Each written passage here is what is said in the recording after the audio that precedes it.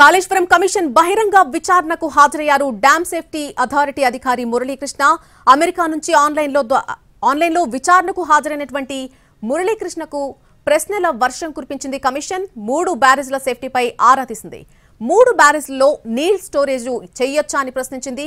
బ్యారేజ్లకు సంబంధించి నీళ్లను storage చేయవచ్చన్నారు dam safety అధికారి మురళీకృష్ణ. స్పెసిఫైడ్ బ్యారేజ్లుగా ఎప్పుడు గుర్తించారని కూడా కమిషన్ ప్రశ్నించింది.